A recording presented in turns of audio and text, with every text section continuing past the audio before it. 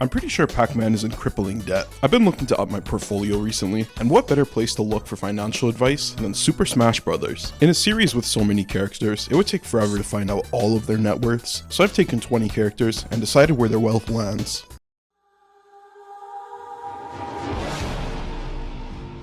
Isabelle works a solid job with nice benefits, but let's be honest, she only works in a small town, so there's little room for her to actually squeeze money out the system. While we're on the topic of stealing, Pokemon Trainer may just be a child, but he steals money from other children at an alarming rate. Assuming he steals 1,000 Pokédollars from all 391 trainers in the original game, that puts him at enough money to own a house depending where you live.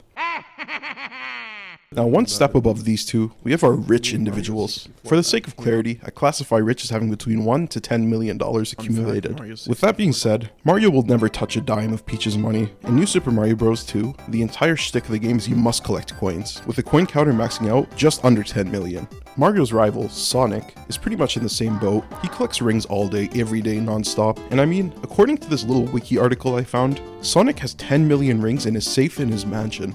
No wonder Sonic is always so chill and laid back. He has so much money, lol. You know what this means though? Sonic is $1 richer than Mario, finally putting the age-old discussion to rest. Because we all know having more money makes you a better person.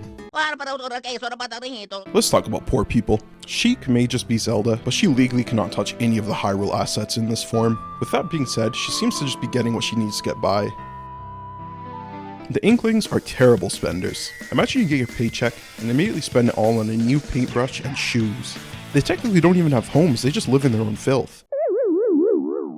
Pac-Man has not had a successful game in over 40 years, and he eats pellets and ghosts for dinner. I mean, that just speaks for itself. If I had to compare him to someone in real life, I'd say he's like the Michael Jackson of video games. He makes really good money, but it's all going towards other people. Duck Hunt. He's so broke, he needs to scavenge dead birds. Also, someone needs to do a wellness check on this guy, because every time he takes one of these birds, he jumps in front of the person shooting. Anyways.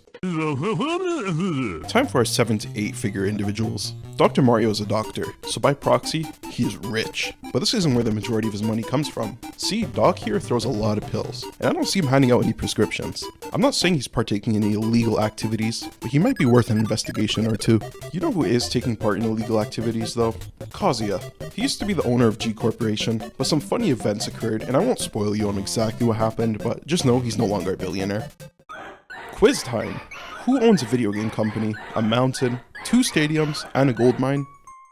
Yeah, it's Wario. He might have a lot of money, but the only thing holding him back from the next category is the fact that he's just so unpredictable. Hello, I like money. Moving up to our billionaires, we have 2 Donkey Kong characters. If Pac-Man was the video game version of Michael Jackson, K. Rool's like the Kanye West. He has his moments where he goes just a little too far in one direction, just a little bit, causing him to lose some of his net worth, but at the end of the day, he's like a cockroach, he'll always come back. Also, Donkey Kong collects a lot of gold. Meta Knight owns a flying super yacht, which just speaks for itself. As I mentioned with Sheik earlier, Zelda essentially has access to the resources of an entire kingdom, putting her far above the majority of fighters, but royalty alone cannot match the wealth of these top 2 fighters.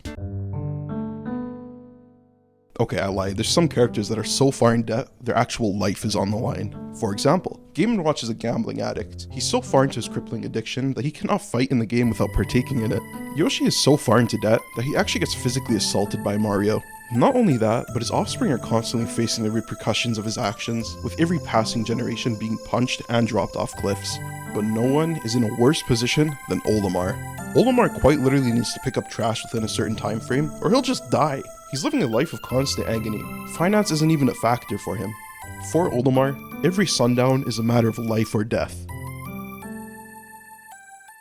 Okay, we've put it off long enough. Who are these 2 characters that surpass even royalty?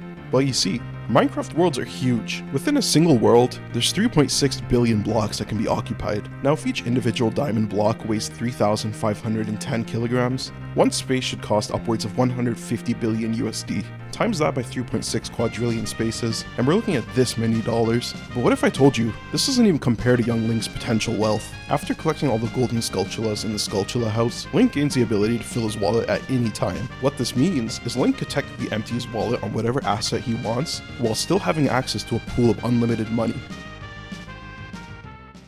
Now, I don't know if this is a skill issue, but this video took me like 12 hours to make, and it's only 4 minutes long, so consider subscribing if you can. I really need it. I need it, please.